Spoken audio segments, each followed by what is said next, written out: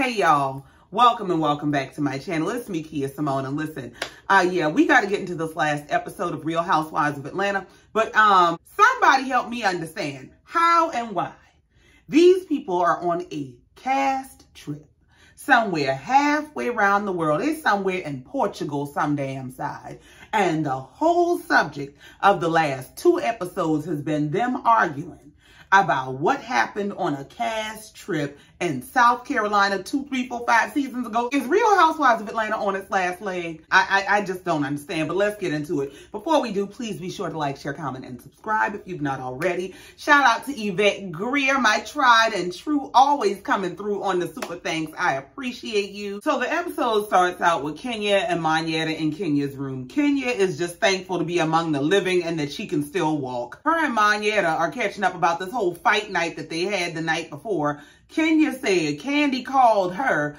about Drew being in denial about what happened between her and LaToya. She said Kandi is basically a dog with a damn bone. She wouldn't let it go. She won't get over it. But she also said she don't understand why Drew is so upset with Kandi for saying it, because Kandi ain't lying. Well, Monyetta let it be known that Marlo recorded the whole denial and sent the footage to LaToya. LaToya turned around and called Drew, and now her and Drew are in cahoots and denying the whole thing together. But LaToya is the one who put it out there at the reunion, so how is the same person who put it out there now denying that it ever happened? I don't get it. But they said they got a whole bunch of witnesses and the both of their asses is lying. Now we see Sheree and Drew in the hotel lobby talking. Well, this is Drew's opportunity to officially deny everything.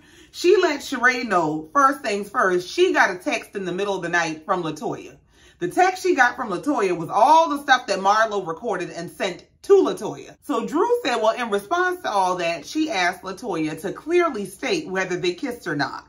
So she pulls out her phone to show Sheree, see where she said no here. And she goes into this whole speech about how she cannot stand Marlo. Marlo is clearly not her friend, because what kind of friend would record all of your interactions and then send them to someone? She said, I thought we were just enjoying a girls' night. I am so pissed off. Sheree said in the confessional, please, somebody help me understand this drama and bullshit. Because how are you on a reality show where the whole premise is to record everything that goes on in your life, and you offended that she was recording everything going on in your life? Please have a seat. Drew sitting up talking to Sheree. She just decides she gonna drag every damn body name. Everybody's a damn lie. She said Kenya known for speaking on stuff that she don't know nothing about. She's a damn lie. She said, now Candy's word is typically golden up to the point that she got to lying on me. She's a damn lie too. Sheree said, well, why the hell would they be lying on you? Like, what is the reason that they would be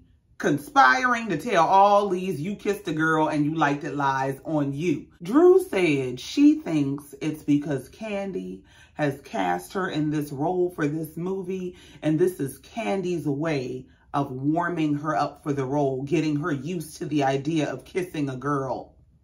Something my mama used to say back in the day is stupid people think everybody's stupid but them. Drew, if you don't get the hell out of our face with this bullshit. Then Drew start trying to drop tea on Kandi about, yeah, we were in the dungeon with the bedroom Kandi, so who's the real producer, girl? Just, okay, Portia. Now, to say Kandi done started all this, she done packed up and left. She only came to Portugal for a day and a half, I guess, started all this bullshit, and she gone. The rest of the ladies are headed off to the next day of their excursion, which is basically them still arguing about a trip that happened 2, 3 years ago. So they're headed off to a sound bath that's supposed to help with Sheree's fibroids. And this ride is so damn boring. They have so little to talk about that we got to listen to Monyetta freestyle as her former radio personality. So they're doing the sound bath, and they're supposed to be relaxing, relating, releasing. And they're in the confessional talking about what they each were thinking about as the sound bath was happening. So Sheree, I guess, was thinking about her grandbaby. Sonya said she was thinking about her relationship with her sister and realizing that she's not just her little sister anymore. Marlo talking about she can't wait to get home to the damn Scottley man for him to rub her down and feed her lobster and oxtail. Now the lobster and oxtail part do sound real good, but Marlo, we don't give a damn. Drew said she envisioned her family. She saw her children and her husband, and they were waiting for her. Marlo said, use a damn lie. Because one person that ain't no damn well waiting on you is Ralph. She said Ralph somewhere in Vegas having the time of his damn life. He ain't nowhere near that damn fantasy. You got him waiting. Kenya had the most emotional reaction. She's very teary-eyed. And she said the sound bath made her think about Brooklyn and how much she loves her and how blessed she is. And she thinks she wants to have another baby. Kenya, did you go with you to any of your damn court dates? Are you a glutton for punishment? What, you want another baby? This don't look too enticing the way it's going for you right now. And you want another one? I mean, so when Kenya gets all emotional, the ladies are asking her, are you okay? And she says she don't really want to talk about it right now. But the lady who led the whole sound bath session pulled her aside and asked, did something come up for you? Kenya said, well, yeah, I feel like I could help more people, but I also feel like my daughter is just really, really special. And I don't know what I did to deserve her. Kenya said despite the fact that she has a very wounded relationship with her own mother, she feels really blessed to have Brooklyn and the relationship that she has with Brooklyn.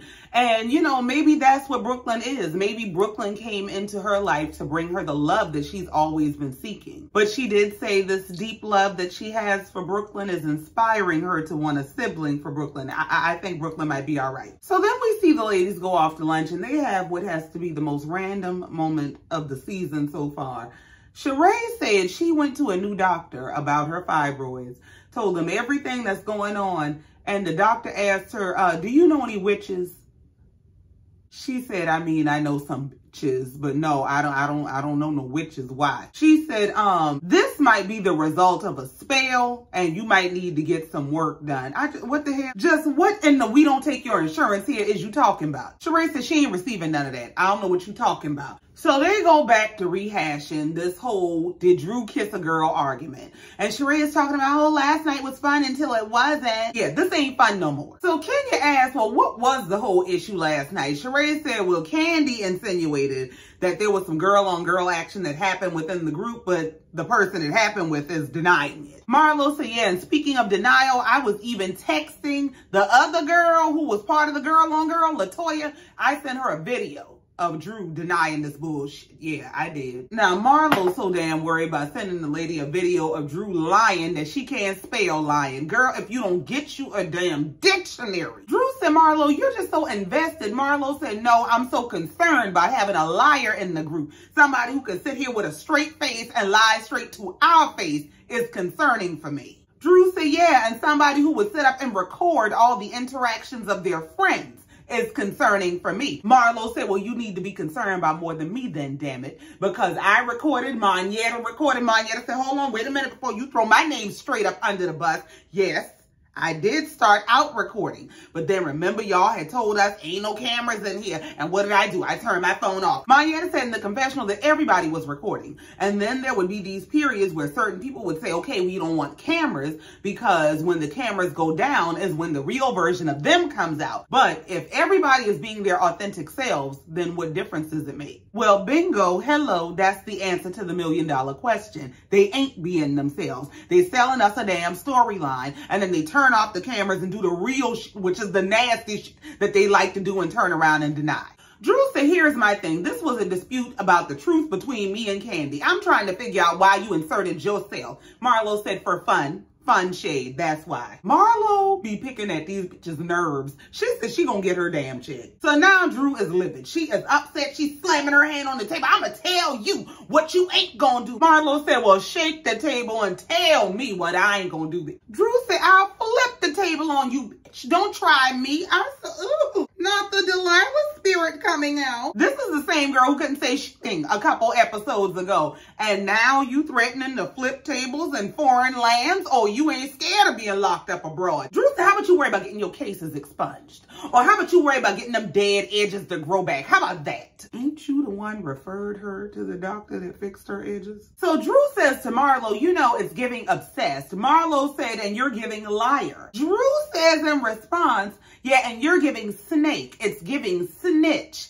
I said, now you just told on yourself and you don't even know it. Because the only way for it to be giving snitch is she's telling some shit she knows, some shit that she was supposed to be in on keeping the secret about. I would think that if she was making this up, you would call her a liar and not a snitch. But the fact that you're calling her a snake and a snitch for telling this, it indicates to me that this was supposed to be some sort of a secret that was kept amongst trusted parties, and she let the dog out the yard. Now, the next thing you know, the spirit done jumped off of Drew and Marlo and on to Kenya and Courtney. What the fuck is y'all fighting for? Kenya is telling Drew that Marlo, Sonya, and Courtney had some meeting of the alliance that was, I guess, a pact between them, and they were talking about Drew. Monyetta said, I felt like I witnessed a collusion. Now they all arguing about the definition of collusion, whether they really colluded to do any dirt. I ain't got time. Courtney is telling Kenya, you don't even know what you're talking about because you weren't there. And the reason you weren't there is because you busted your ass and was laid up in somebody's hospital. And you busted your ass and laid up in somebody's hospital because that was your karma, bitch. Sheree is crying and screaming about how they all in embarrassment.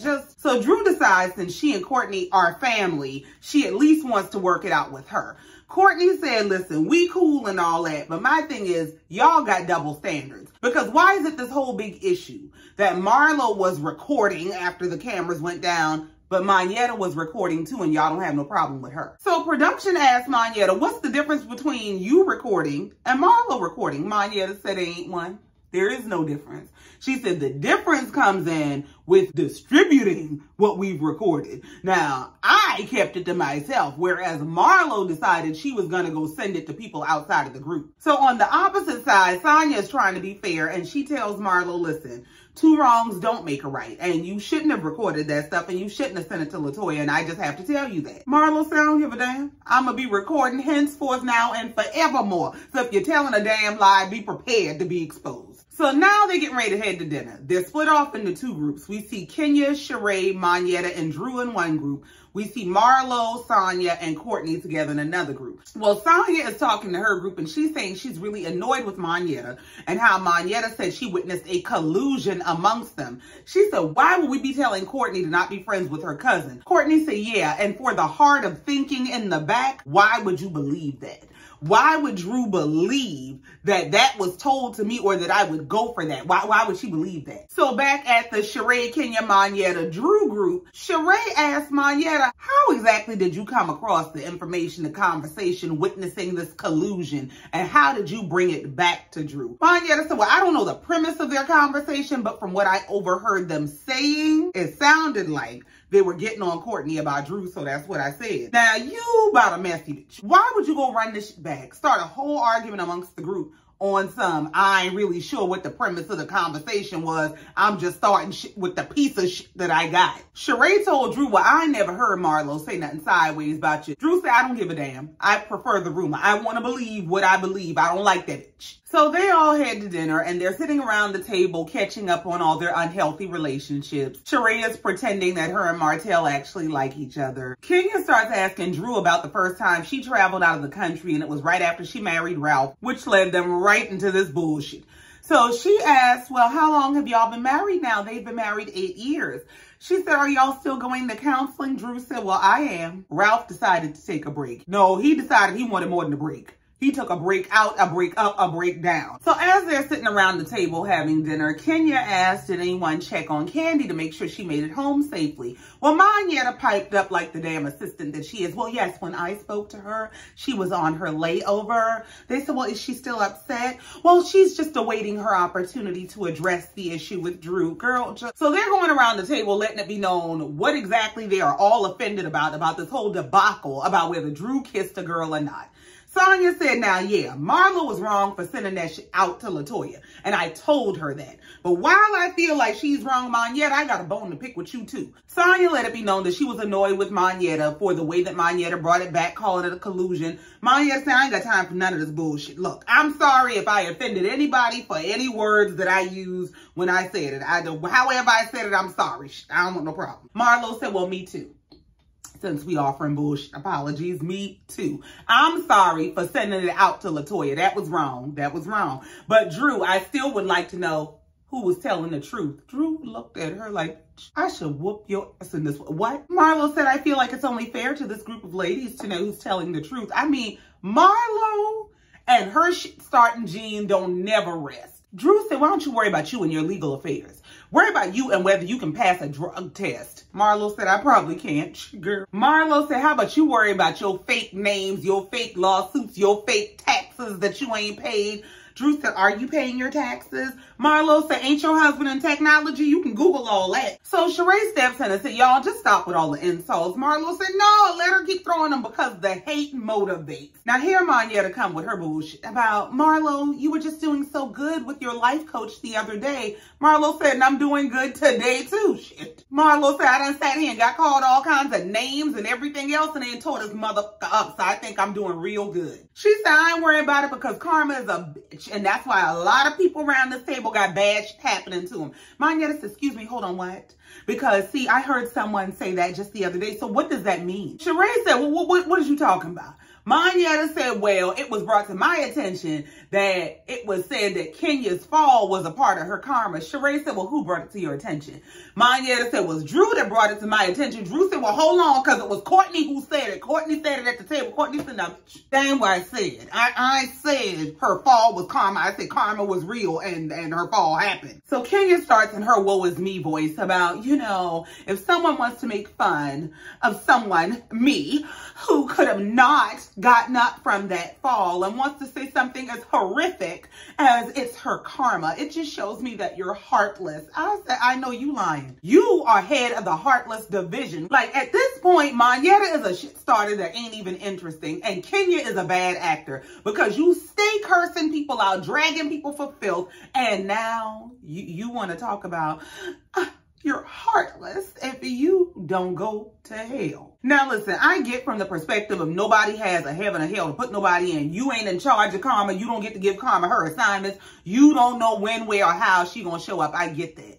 But you do not get to be these deplorable characters. You do not get to go out and do any nasty, dirty, underhanded thing you want to do or say to people and then think your energy is going to come back to you in the form of unicorns, bubbles, and roses. That's not going to happen. It is unrealistic to think that you are a horrible person to as many people as possible, and then when bad shit happens to you, you think all the same people you are horrible to should be falling on their knees praying and asking God to help you. Sheree decided she was tired of this bullshit. She decided to wrap up the dinner. We can reconvene and y'all can argue some more tomorrow. I can't. She said, we ain't even ordered no damn food yet and I'm ready to go. Now, we'd have had a real problem. We'd have had a real damn problem. Y'all in here cutting up and carrying on, and I ain't even got to order me a plate of motherfucking food yet. Unless y'all want me to take everybody ass out the frame, somebody better find me a plate of food somewhere. So for the last day of the trip, they head off to a winery. Well, they're at the winery trying different wines, you know, what you do at a winery. Well, while they at the winery, we hear Marlo's phone ding. Marlo said, well, you know, ladies, we've been having such a great time here today, and I would like to keep that great time going, but I also ain't good at being fake, okay? I can't pretend like some shit ain't bothering me because it shows up all over my face. And yeah, that ding y'all just heard was a text from Ralph, Drew's husband. Ralph. Now, Drew don't look shocked worth a damn, but Marlo reads the text to the group. So Ralph texts her and said, Marlo, I understand that you've been saying disrespectful things about me on this trip, and I'm disappointed because I thought we were cool and I've been nothing but nice to you. He goes on to say, I forgave you for the disrespectful things that you said last year, but now it's getting old. Please keep my name out of your mouth. The way I would have cursed Drew and her raggedy, weak-ass husband out when I tell you they was going to need a prayer and a prescription. When I was done cursing they fucking asses out for everything they worth, I was going to curse them out from here to hell. You got your weak-ass husband texting my phone about a beef that me and you had in this girls group on a girls trip where you getting your check from that he's living off of. Girl, whoop your... Marlo said, first of all, I didn't really say anything bad about your husband. All I said is that he's in technology, and I don't think that that's disrespectful. Kenya said, but it's facetious, though. Could you shut your ass up, though? Kenya always got all the energy to defend the wrong shit. Marlo said, I'm not going to text your husband back because he's a man. I'm just going to address his wife, who I'm in a group with who has the issue with me, that's who I'm going to address. And you better than me, because I'd have been addressing all kinds of drags to that motherfucker. Sheree said, yeah, I don't think it's cool for nobody's husband to be jumping in the middle of this, texting people and stuff. Drew said, well, I don't think it's right that she's talking about my husband. Well, then you need to get from around this group, because one thing y'all do in this group is talk about each other's husbands. And your husband is always giving material to be talked about. He ain't never home. He always somewhere stretched out on a beach, a couch, or anything but you. So the trip in the episode comes to an end with them getting some performance from a group of dancers that Drew thought was damn pilgrims. Production had to tell this uneducated disaster of a personality that these people are not pilgrims. Just what in the Plymouth Rock landed on us is you talking about? And it looks like next week they're going to be back in the States and at one of Candy's Get Naked parties. Just try. But that's it. That's all. And I ain't got no more. Thank you so much for coming down here, listening to me, and letting me get this off my chest. Please be sure to like, share, comment, and subscribe if you have not already. And in the meantime, until next time, just like every time, I love you and I mean it. Bye.